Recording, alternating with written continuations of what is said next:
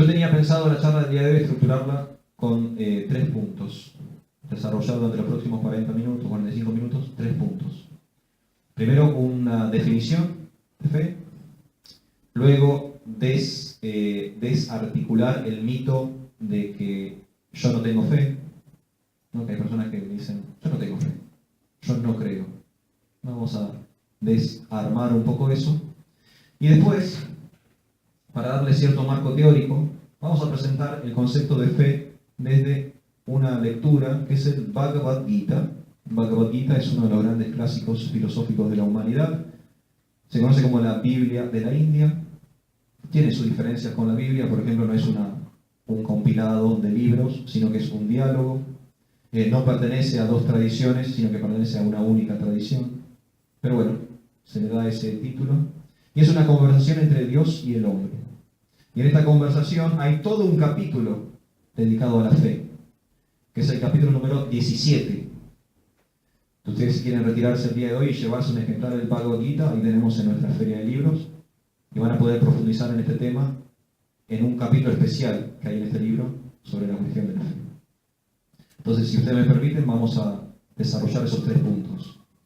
Una definición de fe, vamos a desmantelar el concepto de yo no creo o yo no tengo fe, y luego vamos a dar una perspectiva védica desde los Vedas, desde este cúmulo de conocimiento antiguo de la humanidad, respecto a distintos aspectos de la fe. ¿Les parece, Lucía, te parece bien? Bien. Entonces, la primera definición que yo quiero dar de fe no es una definición mía en personal, sino que es una definición que da la persona que tradujo y comentó este libro, que es Su Divina Gracia A.C. Bhaktivedanta Swami Srila Prabhupada. Este es el señor antiguo que está aquí arriba, es anciano. Esta persona vino a Norteamérica hace unos 53 años y trajo por primera vez en la historia de la humanidad los Vedas a Occidente. ¿Sí? Ese es un hecho histórico que nunca había ocurrido. Había algunos traductores del Bhagavad Gita, de los Puranas, de los Upanishads, algunos británicos, algunos alemanes, historiadores, filósofos, filólogos, gramáticos que se habían interesado por el sánscrito, se habían interesado por las antiguas culturas de Oriente y habían hecho algunas aproximaciones a la cultura védica, editando algunos libros. Pero lo que hace Prabhupada es académicamente superior. O sea, Prabhupada era un teólogo, ¿sí? Era una persona que entendía la ciencia de Dios y además era un practicante, lo cual es muy interesante, porque como yo siempre digo, si quiero estudiar matemáticas, yo recomiendo que estudien matemáticas de un manual escrito por un matemático y no por un profesor de educación física. No porque el profesor de educación física no entienda de matemáticas, sino que claramente su área de experticia no es las matemáticas. Entonces podemos tener opiniones o ideas vagas respecto a algo, pero no ser expertos en. Entonces todas las opiniones se respetan, pero no son todas válidas respecto a los mismos temas. No es lo mismo que yo digo, creo que tenés cáncer, a que venga un doctor y me dice, no, efectivamente tenés un tumor. Son como 2 situaciones completamente distintas. Y una vez que yo sé que tengo ese tumor, no es lo mismo que venga una persona y diga, yo creo que se va con vinagre y alcohol, a que venga una persona y dice, no, tenés que hacer este tratamiento. ¿Se entiende? Entonces, opiniones hay muchas. No necesariamente son todas válidas. Entonces, para que haya opiniones válidas necesitamos daksha, experticia, es un experto. Entonces, este Bhagavad Gita está traducido y comentado por este experto en esa cultura. Y él propone una definición que, Magalí, ¿vos estás en el grupo de estudio?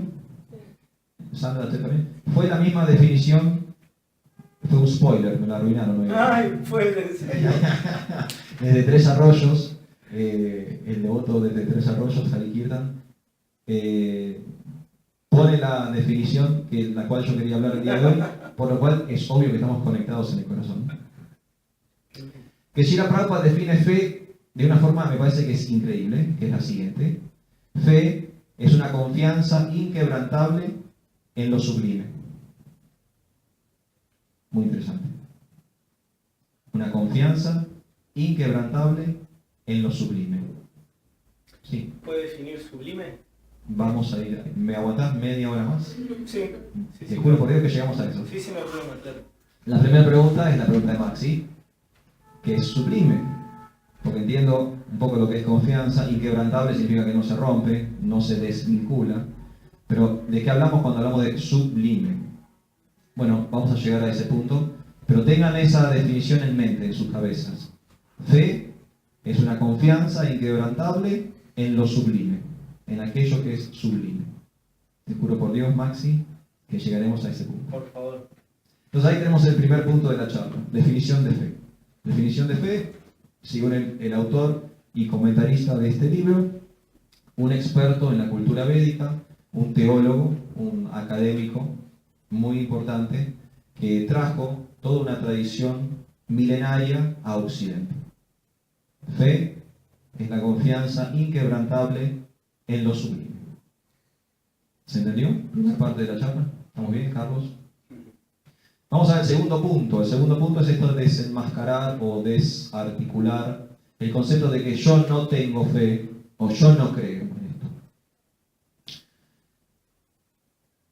El otro día, hace poco, vi una entrevista de Ayn Rand. ¿Conocen? Confirmado que la vi.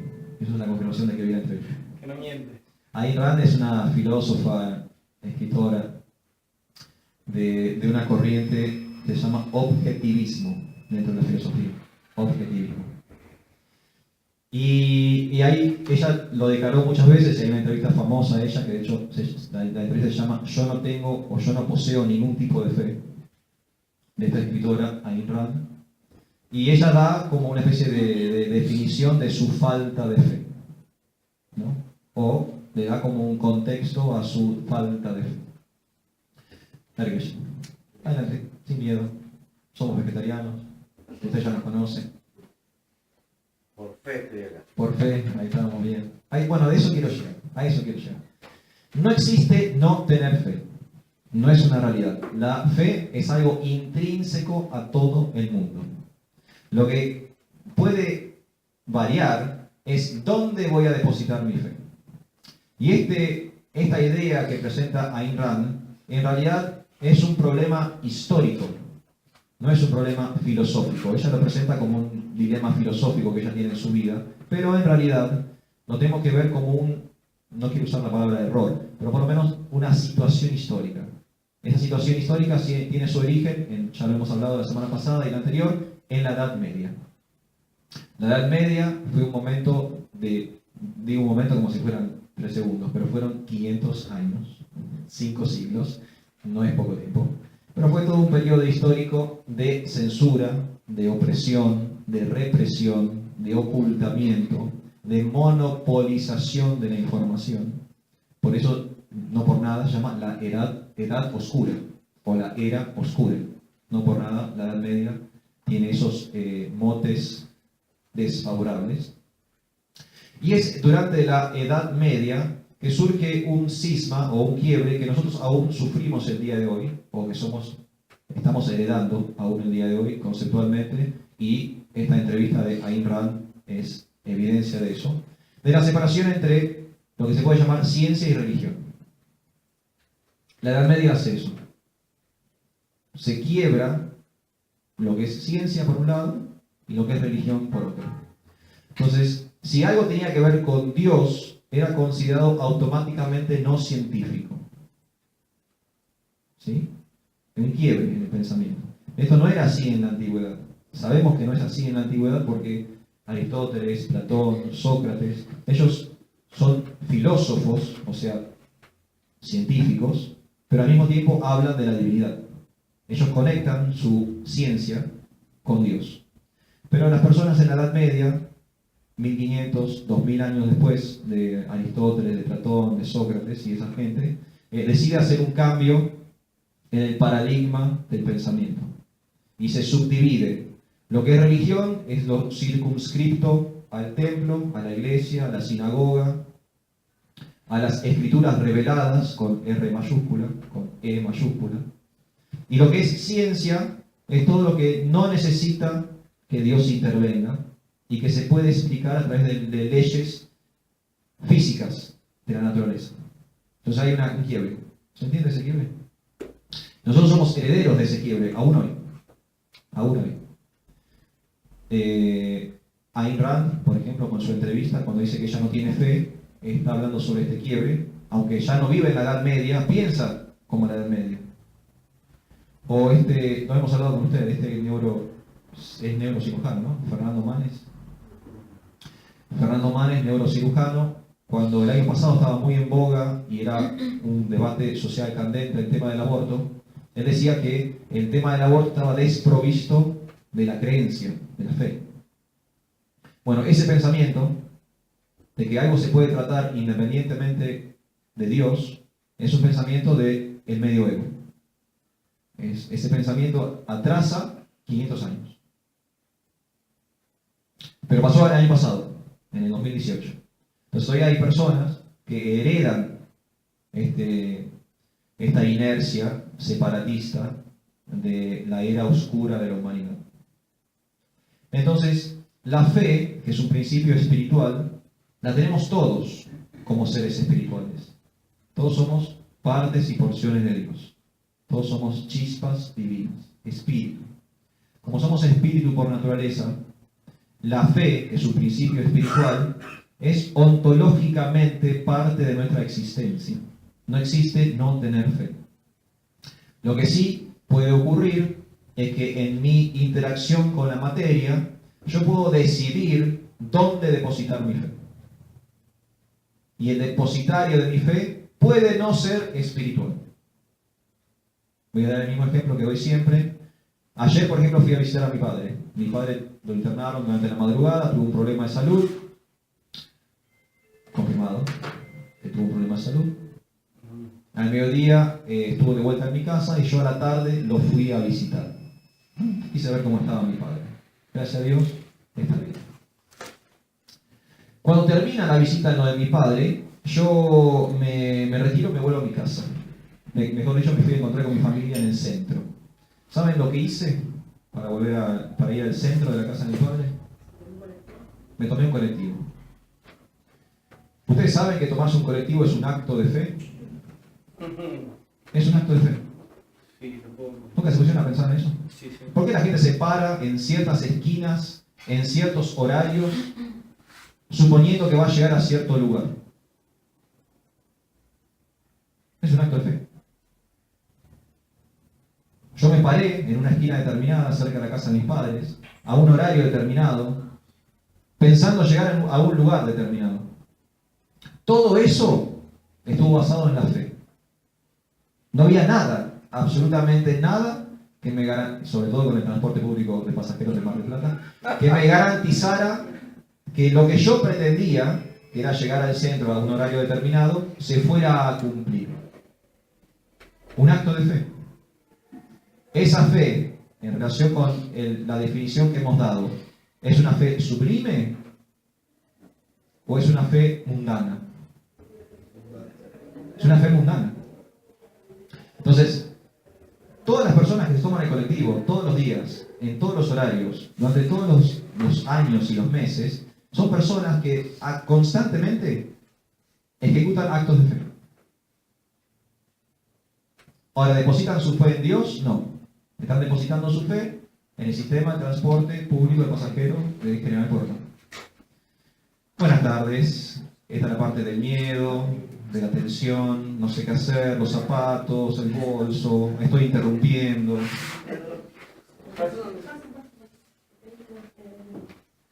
Ay no, sí, las hormigas, ay Dios.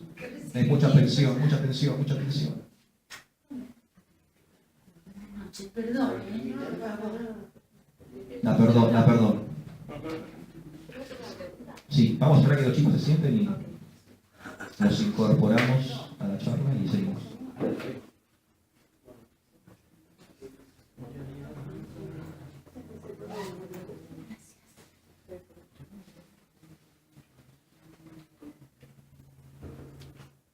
Gracias, perdona todo. No pasa nada. ¿Cómo andan, chicos? ¿Bien? Muy bien. ¿Cómo se llaman? Estela, Emiliano. Y Emiliano. ¿Son familia, amigos? madre e hijo. Hoy estamos en un día familiar. Acá tenemos una madre y su hija también. Muy bien. ¿Cómo se enteraron de esta actividad? Yo Emiliano. a mi hija. A tu mamá. A mi mamá. A tu señora madre. Sí. Mi madre. Por Facebook. Por Facebook. Sí, por Facebook. Muy bien. Y la madre aceptó. Sí, él me dijo si quería venir. Y bueno. ¿Esta es la primera rareza que hace tu hijo o tu hijo ya es así, tipo de... se No, mete en ya hace cualquier rato lado? que tiene sus raras intenciones. Yo es la primera vez que doy. Vos nunca tuviste raras intenciones. Esta es la primera vez. Vamos a hacer que la experiencia sea lo más placentero posible. Así que para Estela y Emiliano, un fuerte aplauso, por favor. Esta es la parte de la charla filosófica. No voy a resumir lo que se habló hasta ahora, lo lamento. Agárrense, es como entrar a la película por la mitad, agárrense de donde puedan. Pero estamos hablando de la fe.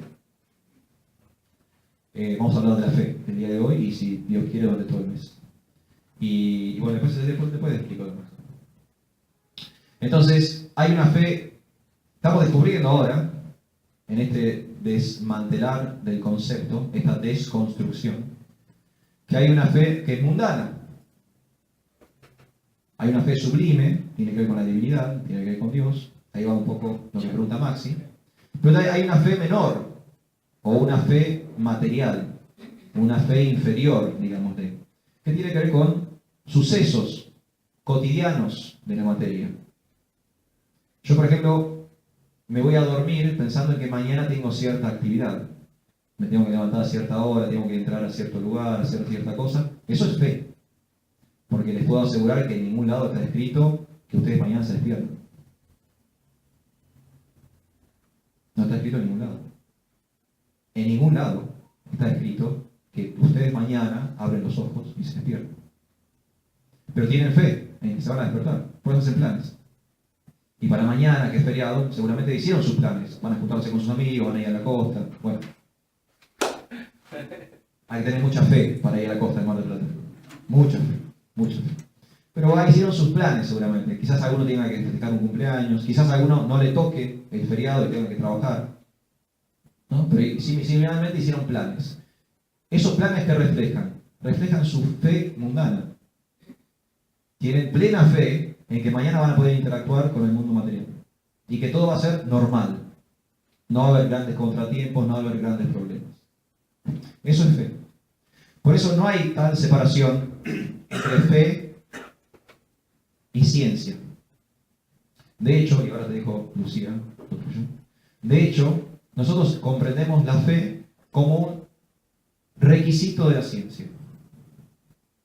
Uno necesita fe para ejecutar ciencia. Voy a dar un ejemplo. Hay ciertas enfermedades que no tienen cura, ¿no es cierto? Aún hoy, siglo XXI. La gente enferma de ciertas cosas y sabe que tratamiento más, tratamiento menos, dolor más, dolor menos, esa enfermedad en última instancia se los lleva. Sin embargo, en todo el planeta hay miles de científicos buscándole cura a esas enfermedades. Todos los días. Se levantan, se duchan, van al laboratorio, se ponen el delantal y arrancan su día de trabajo, investigando cómo curar o cómo sanar esas enfermedades que no tienen cura hasta el día de hoy. ¿En base a qué está trabajando ese científico? Porque todas las evidencias le indican que esa enfermedad no tiene cura. Las estadísticas, los gráficos de torta, la cantidad de mortandad, todo le indica que con eso él no va a poder hacer absolutamente nada. Sin embargo, se levanta todos los días y prueba, y estudia, y se conecta con otros científicos y prueban en otro lado. ¿Qué es lo que motiva al doctor a sanar una enfermedad incurable? La fe. Y eso está sucediendo antes de la ciencia. Porque la investigación no dio su resultado aún. No hay una conclusión evidencial, fáctica de la cura aún. ¿Qué es lo que motiva a ese científico? Un científico. ¿Qué es lo que lo motiva a él? La fe. Un principio metafísico. Que él no puede medir bajo ningún instrumento de cual eres un experto. Interesante. Muy interesante. Entonces, no existe tal cosa como no tengo fe. No existe tal cosa como separación entre religión y ciencia. Esos son pensamientos programados de otras épocas históricas. Son medievales. Atrasan 500 años mínimo. Si pensamos de esa forma, pensamos de forma retrógrado, arcaico, anticientífico. Entonces, hemos dado la primera definición de fe. La fe es una confianza inquebrantable en lo sublime. Hemos desmantelado esto de no tengo fe. Todos tienen fe. Quizás tengan una fe mundana. Tienen fe en que mañana van a despertar. Tienen fe en que el 73, 71 paran acá en la esquina. Pero tienen fe. Lucía.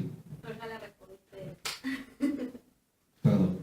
No está ¿Tuvo bien. bien respuesta? ¿La respuesta estuvo bien? Sí, Aunque no, porque fue sin entonces querer. va a lo cotidiano. Uno compra algo para preparar una comida que vio Por en la ejemplo. tele y Tiene fe que va a salir como el... igual. Claro. No tiene fe. Tiene fe. De ahí a Claro. Entonces vos ves el paquete, en el paquete hay una torta hermosa, y decís, bueno, yo tengo fe que voy a lograr este resultado. Nada te garantiza. Nada te garantiza. Por lo general, te lleva varios intentos hasta lograr la torta que está en la cubierta del... ¿no? Pero tenés fe. Estás confiando, tenés esa fe implícita en que eso va a suceder. Entonces todos tenemos fe, pero tenemos distintos niveles de fe. Y ahora voy al Bhagavad Gita, de eso voy a hablar ahora. Distintos niveles de fe. Hay niveles de fe que son más básicos y mundanos, y hay niveles de fe que son más sofisticados, más refinados, más sublimes, más elevados, más trascendentes, más sagrados. ¿Se entiende? ¿Estamos bien acá? Bien. Entonces voy a ir a la última parte de la charla, el último tópico, que era explicar un poco el tema de la fe o las divisiones de la fe según el Bhagavad Gita. Y yo dije que este libro, que es como la Biblia de la India, tiene todo un capítulo dedicado a la fe, a las divisiones o a los distintos niveles que puede tener la fe. Y en el capítulo número 17, que es el capítulo llamado Las divisiones de la fe, Dios le explica al hombre que la fe se divide en 4 categorías. Hay 3 categorías que son de estas mundanas o materiales, de las que hablamos recién, el colectivo, el doctor, etcétera, etcétera. Y hay una categoría que es sublime o trascendental, que es plenamente espiritual. Las 3 categorías mundanas o materiales están sujetas a las leyes físicas del mundo. El Bhagavad Gita explica que hay 3 energías que mueven este plano fenoménico en que vivimos. ¿Alguien tiene experiencia, bueno, en Hipótesis Yoga, ¿no? Bueno, las personas que tienen experiencia en yoga, en Ayurveda, ¿alguien tiene experiencia en Ayurveda, en yoga? Estela era. Emiliano. Bueno, en el mundo del yoga, en el mundo del Ayurveda, en toda la cultura de Oriente, hay un concepto que se llama guna. Y guna básicamente significa energía o característica. Y el mundo material tiene características. Y en esta teología, estas características del mundo material se dividen en 3. En tamas, rajas y sattva. Entonces tamas es la energía o las características más básicas, más crasas, más mundanas del mundo material. ¿Sí? En el concepto judeo-cristiano sería lo malo. ¿Se entiende? Después hay una energía intermedia. La inferior se llama tamas. La traducción de tamas es oscuridad. A veces se traduce como ignorancia. Lo tenebroso. ¿Sí? Entonces tamas, ¿qué es? Es lo oscuro, lo frío, lo roto, lo putrefacto. ¿No? Todas esas cosas están lo sucio, lo desconocido, ¿no? Todas esas cosas que dan como cierto miedo o rechazo, están fuertemente impregnadas de esta guna o de esta característica, tamas. Por ejemplo, ahora se está haciendo de noche. En el día, la noche es tamas. Es el momento más oscuro y frío de la jornada. ¿Sí? Es el momento que más está influenciada por esta energía. O el invierno, por ejemplo, ¿no? El invierno, cuando toda la vida vegetal entra en una especie de letargo, los animales invernan, es frío, cuesta salir. El invierno es como la estación del tamas, de la energía inferior de la materia. ¿Se entiende? Entonces todo lo que es letargo, pereza, suciedad, ¿no? Esas cosas son tamas, es esa energía, están influenciadas por esa energía. Hay una energía intermedia, porque para salir del tamas yo tengo que conectar con otras características. Ellos llaman rayas, y rayas es pasión o acción, es movimiento, es generación, ¿sí? Trabajo, ocupación. Si hablamos del día, ¿no? Rayas es la tarde, mediodía, tarde, ¿no? Todo el mundo sale, labura, va, viene, va a buscar a los chicos del colegio, hace las compras, intercambia bienes por dinero, ¿no? Transacciones, compras, ventas, mucha actividad durante la tarde, durante el día. Significa que la sociedad o la jornada en sí está afectada por esta energía. Ese es el momento del día donde más propicio es la actividad. Rayas. Por ejemplo, si yo estoy en tamas, si yo estoy durmiendo, cuando me despierto, eso es rayas. Me despierto y entro en una acción, hago algo, que yo me levanto, salgo de la cama, supongamos. Si te quedas en la cama, quedaste ahí en Si te das media vuelta, decís 5 minutos más, tamas. eso es tamas. Claro. Pero si salgo de mi situación original de estar adormecido, ¿confirmado? Entro en otra energía, en otro plano de existencia. Y el nivel mayor dentro de la materia, que no es espiritual, pero es lo mejorcito que tiene para ofrecernos nuestro medio ambiente, se llama sattva. Y sattva se traduce como bondad. Entonces, por ejemplo, en el día, sattva es la mañana. Todo más fresco, más limpio, más claro, menos bullicio, ¿no? Entonces, sattva es lo inverso de tamas. Si tamas, esta primera energía baja, era sucia, entonces, sattva, ¿qué es? Limpio. Si tamas, si esta energía baja es desconocimiento, ¿qué es sattva? Conocimiento. Así ven, el yin y el yang, es como el opuesto. Veracidad. Claro, si la mentira es tamas, la veracidad o la sinceridad, la honestidad es sattva. ¿Se entiende? Decir una mentira es vibrar en la energía más baja de la materia, decir la verdad es vibrar en la energía más alta de la materia. Entonces son las gunas, una explicación introductoria. Y todo lo que vemos a nuestro alrededor en el seno de la materia está afectado por estas leyes físicas. Lo vemos en el día, lo vemos en el año, lo vemos en las personas, en las actitudes, en las situaciones, en los relacionamientos, en los productos. Hay productos que son tamas, son sucios, bajos. Hay productos que son sattva, que son muy sofisticados, muy elaborados.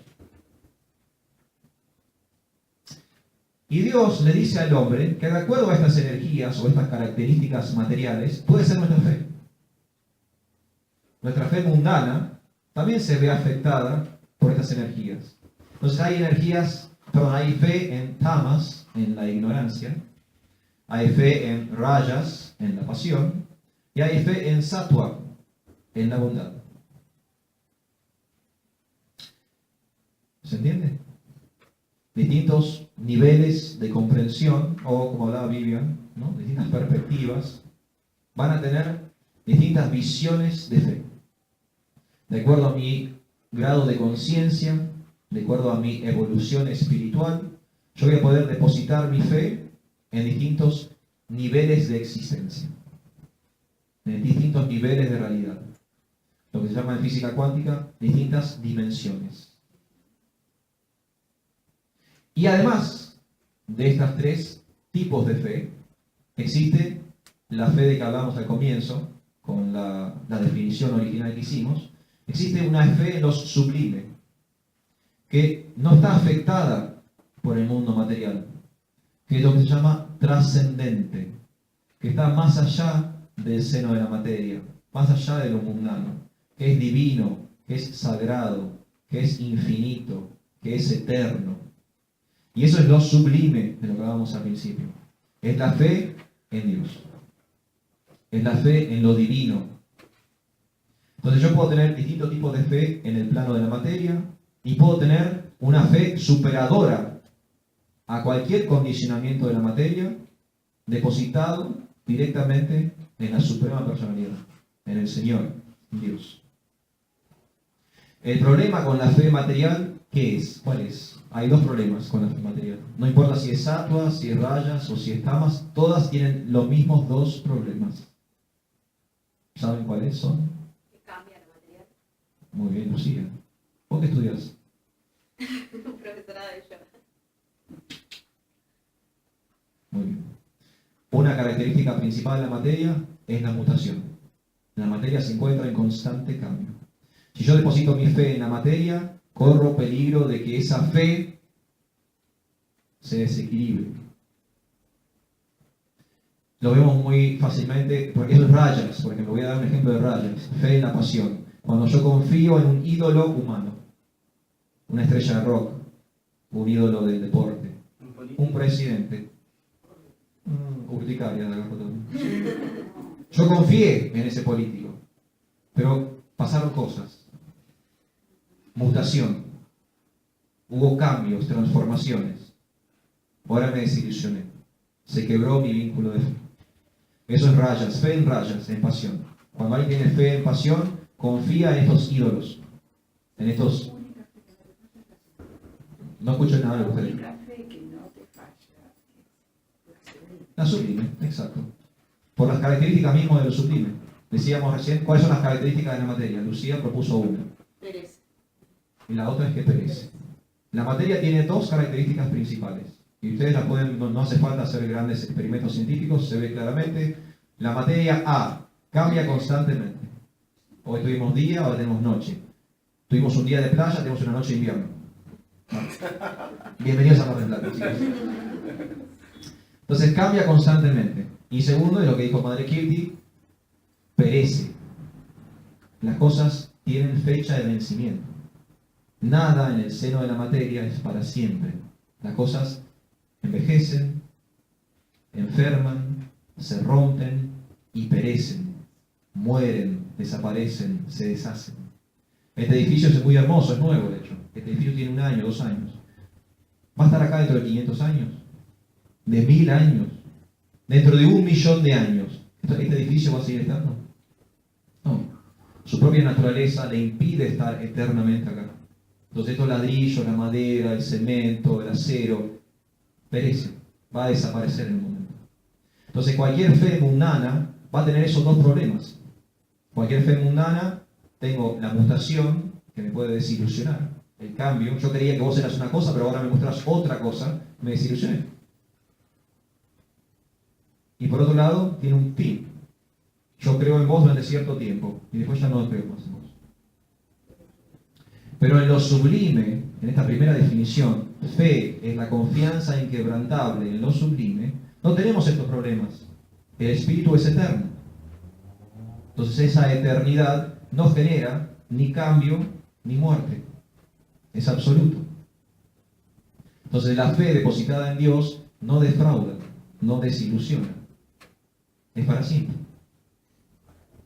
Vemos este para siempre. La semana pasada terminamos el tema de la compasión. Yo daba un ejemplo de cómo lo espiritual es superior a lo material desde la legislación. ¿No? La legislación. Hace 100 años atrás, Mar del Plata, ciudad balnearia, la gente iba a la playa vestida. Tenemos registro documental de esto. ¿No? Tenemos films, tenemos fotos, tenemos registros en diarios. Las personas iban como con enteritos a la playa y se metían al agua, o sea, estaban en la playa en la arena vestidos y se metían al agua vestidos, ¿no? Los hombres tenían como una especie de conjuntito y las mujeres tenían el mismo conjuntito con una pollera, ¿no? Algunos hasta tenían gorrito, o sea, ni siquiera la cabeza quedaba como expuesta. 100 años atrás la gente hacía eso, Tenemos películas que nos demuestran eso, tenemos fotos que nos demuestran eso, tenemos registros periodísticos de la época que nos demuestran eso. Nosotros vivimos en una ciudad balnearia, por ejemplo, si uno va al archivo del Diario de la Capital, estoy seguro que si busca archivos de hace 90, 80, 100 años, encuentra esto que estoy diciendo. Sí, sí. Pero, 100 años después, o menos de 100 años después, en Mar del Plata, hay una ciudad, hay un balneario nudista. O sea, 100 años después, las personas pueden ir ahora desnudos a la playa. Completamente al revés de las normas éticas y morales de hace un siglo.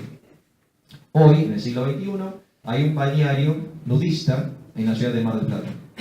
Ese balneario nudista contradice las normas éticas y morales de hace 100 años atrás. ¿Qué significa eso? Y la legislación está de acuerdo con eso, ¿no? Porque hay una ordenanza que habilita que ese espacio geográfico determinado permita la desnudez. ¿Qué evidencia esto que acabo de decir? El cambio. La legislación sujeta a un principio depositado en la materia, cambió. Antes era solo vestido, ahora también se puede desnudo. Cambio. La mutación, la transformación de la que hablábamos antes. ¿Qué pasa con otra legislación? Una legislación, lo voy a hacer voy más atrás incluso. Porque usted puede decir, bueno, en 100 años, 100 años es nada, en la historia es nada. Ok, me voy a ir a 5.000 años atrás. Un poco más. 5.000 años atrás. Cuando Moisés subió al monte Sinaí y ayunó durante 40 días y 40 noches, él recibe de Jehová los 10 mandamientos. Leyes, legislación, no de origen humana, sino que una legislación propuesta por la divinidad. Voy a traer solo uno de esas leyes como muestra del día de hoy. No matarás. Hace 5.000 años atrás estaba mal visto que nos matemos entre nosotros. Hoy, ¿qué dice la ley si nos matamos entre nosotros? ¿Está bien o está mal? Está mal. No cambió. No cambió en 5.000 años. Pero ir a la playa desnudo sí. ¿Cuál es la diferencia? La ley del hombre muta y perece. La ley de Dios es eterna y absoluta. Lo mismo pasa con la fe. Exactamente lo mismo. Si yo deposito mi fe en aquello que no es el reservorio natural de la fe, voy a tener estas situaciones de desilusión y de fin de la fe. Y me va a pasar como Ayn Rand. Voy a terminar siendo una especie de escéptico, un existencialista, ¿no? No creo en nada al final. Pero si yo deposito mi fe en el Espíritu, en Dios, en la divinidad, no hay fin a esa fe. Esa fe es eterna y absoluta.